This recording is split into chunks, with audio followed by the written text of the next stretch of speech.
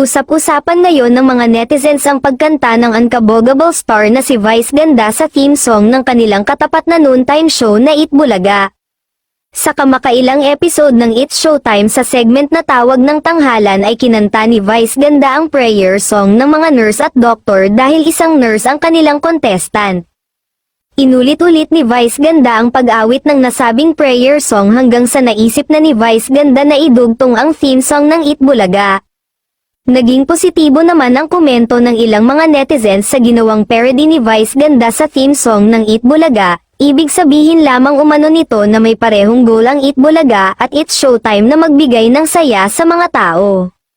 Matatandaan na noong nakaraang araw ay tila ginaya ni Joey De Leon si Vice Ganda, suot ang blonde wig na kadalasan ay kulay na ginagamit ni Vice Ganda, nagpakilala ito bilang si Presidente Ganda.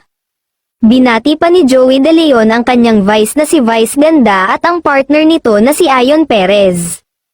Pinatunayan naman umano nito na talagang hindi na magkakompetensya ang tingin ni na Vice Ganda at Joey De Leon sa isa't isa, kundi kapitbahay na may kaparehong goal ang magbigay ng saya at tuwa sa mga manunood. Nauna na rito, ang pagbibigay ng paglilinaw ni Joey De Leon na hindi ang show ni na Vice Ganda na It's Showtime ang tinutukoy niya sa sinasabing naiinggit sa kanilang show kaya ini-issue silang malapit ng magtapos.